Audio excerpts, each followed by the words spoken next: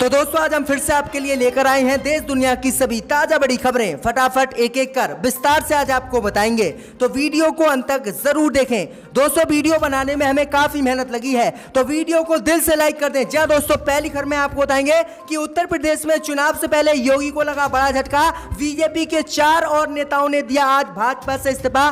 कांग्रेस में हुए शामिल, बढ़ गई हैं भाजपा की मुश्किलें। तो वहीं आपको बताएंगे दोस्तों की कोरोना वैक्सीन बनाने में इस्तेमाल हो रहा है गाय के बछड़े का खून। हिंदुओं ने मोदी अमित शाह पर बोला हमला, कहा इन्होंने किया है हमारे साथ विश्वासघात। तो वहीं आपको बताएंगे दोस्तों कि कृषि कानून को लेकर किसानों ने बढ़ा दी मोदी अमित शाह की मुश्किलें। कृषि कानून के विरोध में जिंद टोल प्लाजा पर किसान ने जहर खाकर दी जान। मोदी अमित शाह की बढ़ गई हैं मुश्किलें। तो वहीं आपको बताएंगे दोस्तों कि पश्चिम बंगाल में भाजपा को लग सकता है बड़ा झटका। 25 से 30 बीजेपी विधायक दे सकते हैं भाजपा से इस्तीफा, टीएमसी में हो सकते हैं शामिल।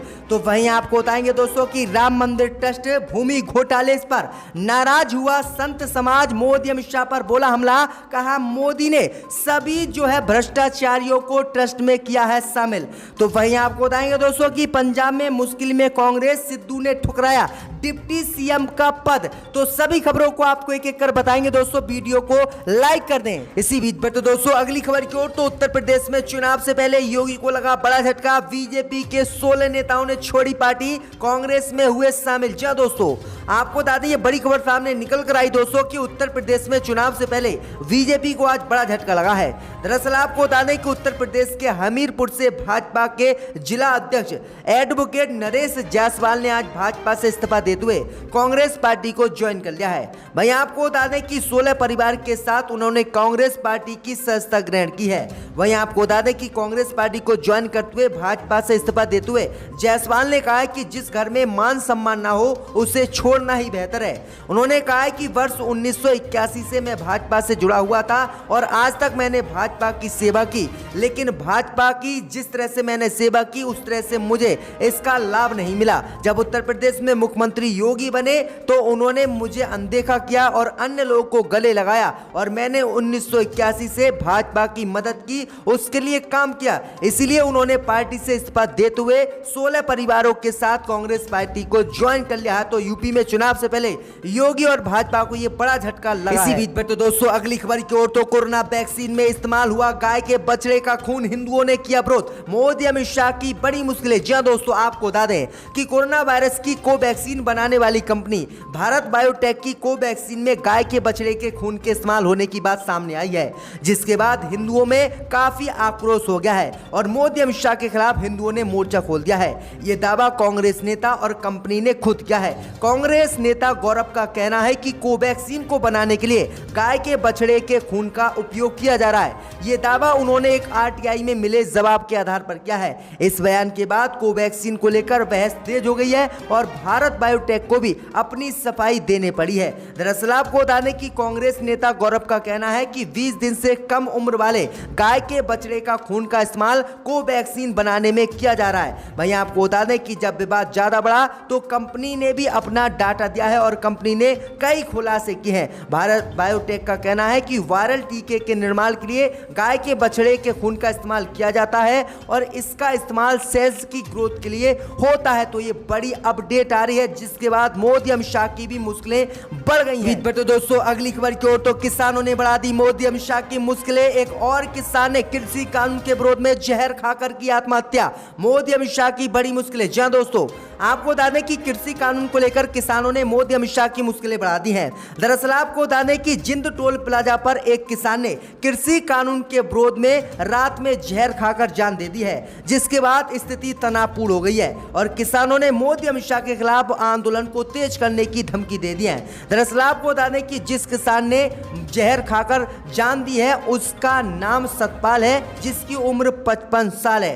भाई आपको बता दें कि सतपाल हरियाणा का रहने वाला है। तो ये बड़ी अपडेट आ रही है कि लगातार कृषि कानून के विरोध में लगभग अब तक 500 किसानों ने जान दे दी है, लेकिन मोदी सरकार फिर भी कृषि कानून को वापस नहीं ले रही है। इसी बीच पर तो दोस्तों अगली खबर की ओर, तो उत्तर प्रदेश में मायावती को लगा बड़ा झटका। मऊ से जिला अध्यक्ष समेत सैकड़ों कार्यकर्ताओं ने बीएसपी से दिया इस्तीफा। जी दोस्तों, आपको बता दें कि जिस तरह से उत्तर प्रदेश में विधानसभा चुनाव नजदीक आ रहे हैं, उसी तरह से मायावती की पार्टी वीएसपी को तगड़ा झटके पे झटके लग रहे हैं। दरअसल आपको बता दें कि मायावती की पार्टी से अब तक लगभग 11 नेताओं ने इस्तीफा दे दिया है। इस बीच खबर सामने निकल कर आई दोस्तों की मऊ से भी आज वीएसपी को बड़ा झटका लगा है। मऊ में बीएसपी के अंदर बगावत शुरू हो गई है। वीएसपी से राम अचल राजभर को निकालने पर बगावत शुरू हो गई है, जिसके बाद मऊ से वीएसपी जिला अध्यक्ष ने इस्तीफा दे दिया है। जिला पंचायत सदस्य, ग्राम प्रधान समेत सैकड़ों कार्यकर्ताओं ने भी आज वीएसपी से मऊ में इस्तीफा दे दिया है और बड़ा झटका मायावती को आज दिया है। तो ये बड़ी अपडेट आ रही है दोस्तों। इसी बीच बढ़ते दोस्तों अगली खबर की ओर, तो राम मंदिर ट्रस्ट में भूमि घोटाले पर नाराज हुआ संत समाज, मोदी से ट्रस्टियों को हटाने की उठी मांग, बढ़ गई है भाजपा की मुश्किलें। जी दोस्तों, आपको बता दें कि श्री राम जन्मभूमि मंदिर निर्माण ट्रस्ट पर लगे जमीन घोटाले के आरोप के बाद अब संत समाज भाजपा सहित ट्रस्टियों से नाराज हो गया है। वहीं आपको बता दें कि स्वामी स्वरूपानंद सरस्वती ने चंपत राय पर तीखा हमला बोला। उन्होंने प्रधानमंत्री मोदी से ट्रस्ट के महासचिव चंपत राय को गैर जिम्मेदारान बताते हुए हटाने की मांग की है। उन्होंने कहा है कि जिस तरह से प्रधानमंत्री मोदी ने ट्रस्ट में लोगों को शामिल किया है, ये सभी भ्रष्टाचारी है और इन भ्रष्टाचारी को प्रधानमंत्री मोदी ने राम मंदिर का ट्रस्टी नियुक्त किया है। अगर ये लोग ऐसे ही रहे तो पूरे राम मंदिर के चंदे को खा जाएंगे और डकार भी नहीं लेंगे। उन्होंने कहा है कि तत्काल प्रधानमंत्री मोदी अपनी जिम्मेदारी को देखते हुए राम मंदिर के ट्रस्टियों को हटाए और नए ट्रस्टी को नियुक्त करे। तो ये बड़ी अपडेट आ रही दोस्तों कि संत समाज मोदी सरकार सहित राम मंदिर के ट्रस्टियों से नाराज हो गया है। इसी बीच में तो दोस्तों अगली खबर की ओर, तो पश्चिम बंगाल में भाजपा को लगने वाला है बड़ा झटका। 25 से 30 विधायक टीएमसी के संपर्क में जल्द हो सकते हैं भाजपा छोड़कर ममता के साथ। जी दोस्तों, आपको बता दें ये बड़ी खबर सामने निकल कर आई दोस्तों कि जब से पश्चिम बंगाल में ममता बनर्जी की पार्टी जीतकर वापसी कर आई है, तब से लगातार भाजपा के बड़े बड़े नेता और कार्यकर्ता पार्टी से इस्तीफा देकर टीएमसी में शामिल हो रहे हैं। इस बीच खबर सामने निकल कर आई दोस्तों की पश्चिम बंगाल में एक और बड़ा खेला ममता बनर्जी करने वाली है। दरअसल आपको बता दें कि ममता बनर्जी के वरिष्ठ नेता मुकुल राय ने आज बड़ा दावा किया है। उन्होंने दावा किया है कि 25 से 30 बीजेपी विधायक और 2 भाजपा के सांसद टीएमसी के संपर्क में हैं और हम उनसे फोन पर बातचीत कर रहे हैं। आने वाले 10-5 दिनों में 25 से 30 बीजेपी के विधायक और 2 सांसद बीजेपी से इस्तीफा देकर टीएमसी में शामिल होंगे और ये बड़ा खेला जो है पश्चिम बंगाल में होने वाला है। भाजपा का सुपड़ा साफी पश्चिम बंगाल में होता दिख रहा है। इसी बीच में तो दोस्तों अगली खबर की ओर, तो बिहार में एलजेपी को राजद का सपोर्ट, कहा चिराग दे तेजस्वी का साथ तो कुछ ही घंटों की है नीतीश सरकार। जहां दोस्तों आपको बता दें कि एलजेपी के सांसद चिराग पासवान को अपनी ही पार्टी ने राष्ट्रीय अध्यक्ष पद से हटा दिया है, जिसके बाद चिराग पासवान ने बुलाई बैठक में फैसला लेते हुए चाचा और हाजीपुर से सांसद पशुपति कुमार पारस समेत सभी 5 सांसदों को पार्टी से निकाल दिया। लोजपा में चल रहे घमासान से बिहार का सियासी पारा हाई है। इसके पीछे नीतीश की चाल बताई जा रही है। वहीं चिराग पासवान और लोजपा को महागठबंधन का साथ बिहार में मिलता नजर आ रहा है। आउटलुक से बातचीत में राष्ट्रीय जनता दल के प्रवक्ता तिवारी कहते हैं कि लोजपा पहले भी लालू और राजद के साथ काम की है। पशुपति पारस को नीतीश ने लालच दिया होगा। यदि चिराग की तरफ से महागठबंधन को लेकर कोई बयान आता है तो हम उसका स्वागत करेंगे। कोरोना काल में देश महामारी से लड़ रहा है और मुख्यमंत्री नीतीश कुमार लोजपा को खत्म करने के लिए पशुपति पारस के कंधे पर रखकर स्क्रिप्ट लिख रहे हैं। उन्होंने कहा है कि अगर चिराग पासवान राजद का साथ दे तो कुछ ही घंटे की बिहार में नीतीश सरकार है, हम जरा देर में उनकी सरकार गिरा देंगे और तेजस्वी को बिहार का नया मुख्यमंत्री बना देंगे। तो ये बड़ी अपडेट आ रही है दोस्तों बिहार से। इसी बीच पर तो दोस्तों अगली खबर की ओर, तो दिल्ली में CAA विरोध के दौरान हुए दंगों की आरोपी नताशा आसिफ को कोर्ट ने दी जमानत। भाजपा को बड़ा झटका। जहां दोस्तों आपको बता दें कि 24 फरवरी 2020 को नागरिकता संशोधन कानून के विरोध प्रदर्शन के दौरान दिल्ली में 2 गुटों में जबरदस्त हिंसा हुई थी। इसमें एक गुट CAA के समर्थन में था, जबकि दूसरा विरोध में। हिंसा भड़काने के मामले में पुलिस ने पिंजरा तोड़ मुहिम की कार्यकर्ता नताशा नरवान को 5,000 रुपए के निजी मुचलके पर 3 हफ्ते के लिए आंतरिक जमानत दे दी है। उनके वकील ने पिता की मौत के आधार पर जमानत मांगी थी। नताशा के पिता महावीर नरवाल का कोरोना के चलते निधन हो गया था।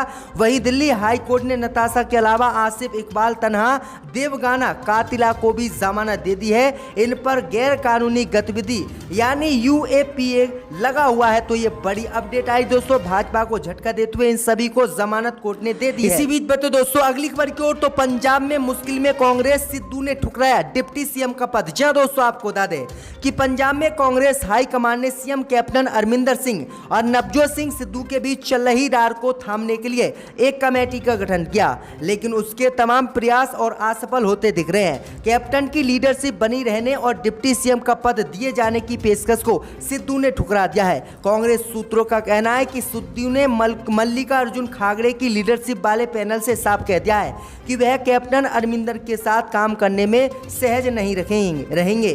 कहा जा रहा है कि उन्होंने पैनल से कहा है कि यदि वह डिप्टी सीएम का पद स्वीकार भी कर लेते हैं तब भी सहज नहीं रहेंगे, इसलिए वह दूर हो गए कांग्रेस पार्टी से। तो भाई आपको बता दें कि जो है सिद्धू कहीं भाजपा को पंजाब में ज्वाइन ना कर लें या फिर आम आदमी पार्टी में ना चले आए। तो ये बड़ी अपडेट पंजाब से आ रही है। इसी बीच बता दोस्तों अगली खबर की ओर, तो मन्नत पूरी ना होने पर मध्य प्रदेश में मंदिर में तोड़ी व्यक्ति ने मूर्ति। जी दोस्तों, आपको बता दें कि मध्य प्रदेश के धार जिले के दसई में सोमवार की रात्रि में एक साइको ने भगवान शंकर की मूर्ति को तोड़कर नगर का माहौल तनावपूर्ण कर दिया। दसाई चौकी पुलिस ने शराबी साइको को महज 24 घंटे में ही गिरफ्तार कर जेल भेजा। दरअसल आपको बता दें कि 10वीं सदी के प्राचीन शिव मंदिर में सोमवार की रात को भगवान शंकर की मूर्ति को तोड़ा गया। जैसे ही सुबह पुजारी ने मंदिर का दरवाजा खोला तो मूर्तियां टूटी हुई थीं। इसकी जानकारी पुलिस को दी गई। वहीं शहर में जानकारी लगते ही माहौल भी गरमाने लगा। लोग मुसलमानों पर मूर्ति तोड़ने का आरोप लगाने लगे, लेकिन आपको बता दें कि लोग तरह तरह की बात करने लगे, जिसके बाद अज्ञात व्यक्ति पर एफआईआर पुलिस ने दर्ज की और सुनवाई और उसकी खोज शुरू कर दी। पुलिस ने आम लोगों से पूछा, जिसके बाद व्यक्ति के मंदिर आसपास देखा गया था और चौकी प्रभारी ने उसी व्यक्ति को पकड़ा, जिसके बाद उसे हिरासत में लिया गया। वहीं आपको बता दें कि व्यक्ति ने मूर्ति तोड़ने का जुर्म कबूल किया और बताया कि वह भगवान शंकर से लंबे समय से अपनी शादी की मन्नत मांग रहा था। बार बार मिन्नतें करने के बाद भी भगवान ने उसकी एक बार नहीं सुनी। इसी को गुस्से को लेते हुए उसने मूर्ति को तोड़ दिया। तो ये बड़ी अपडेट आ रही है दोस्तों मध्य प्रदेश से। इसी बीच बता दोस्तों अगली खबर की ओर, तो यूपी विधानसभा चुनाव 2022 को लेकर अखिलेश यादव ने बनाया प्लान, भाजपा की बड़ी मुश्किलें। जहां दोस्तों आपको बता दें कि उत्तर प्रदेश में अगले साल होने वाले विधानसभा चुनाव को लेकर सियासी पारा चढ़ने लगा है। सूबे की सत्ता पर काबिज होने के लिए पार्टियों ने अभी से तैयारी शुरू कर दी है। अखिलेश यादव एक बार फिर समाजवादी पार्टी की सरकार बनाने के लिए हर संभव कोशिश में जुट गए हैं। सपा प्रमुख अखिलेश यादव ने 2022 के विधानसभा चुनाव को लेकर एक खास प्लान बनाया है। इंडिया टुडे से खास बातचीत में अखिलेश ने कहा है कि सपा ने अब बड़े दलों की बजाय छोटे दलों के साथ गठबंधन करने की रणनीति बनाई है। अखिलेश ने कहा है कि 2022 के विधानसभा चुनाव में समाजवादी ने तय किया है कि छोटे दलों के साथ मिलकर चुनाव लड़ेंगे। अखिलेश ने साफ तौर पर कहा है कि समाजवादी पार्टी 2022 के विधानसभा चुनाव में किसी भी बड़े दल से गठबंधन नहीं करेगी। उन्होंने कहा है कि बसपा और कांग्रेस के साथ हमारा अनुभव बेहतर नहीं रहा है, ऐसे में वह इनसे गठबंधन नहीं करेंगे और छोटी पार्टियों के साथ गठबंधन करके यूपी में चुनाव जीतेंगे। तो ये बड़ी अपडेट आ रही है दोस्तों। इसी बीच पर तो दोस्तों अगली खबर की ओर, तो भाजपा सांसद का मोदी पर हमला, कहा पुलवामा याद है, गलवान भूल गए क्या। जी दोस्तों आपको बता दें कि भाजपा सांसद सुब्रमण्यम स्वामी ने एक बार फिर से केंद्र की मोदी सरकार पर निशाना साधा है। उन्होंने ट्वीट कर कहा है कि पुलवामा याद है, गलवान भूल गए, क्योंकि कोई आया नहीं, कोई गया नहीं। उन्होंने लिखा है कि क्या ये खेदजनक नहीं है कि साल दर साल पुलवामा को पीएम, रक्षा मंत्री, गृह मंत्री याद करते हैं, लेकिन हमारे जवानों द्वारा चीनी पीएलए के खिलाफ प्रदर्शित असाधारण बहादुरी को भुला दिया गया। उन्होंने कहा है कि मोदी सरकार पुलवामा को खूब याद करती है, लेकिन गलवान घाटी में जो हमारे 21 जवान शहीद हुए थे उनको भूले हुए हैं, क्योंकि इससे उन्हें राजनीतिक लाभ नहीं मिला है। तो पोल भाजपा के नेता ने ही खोल दी है।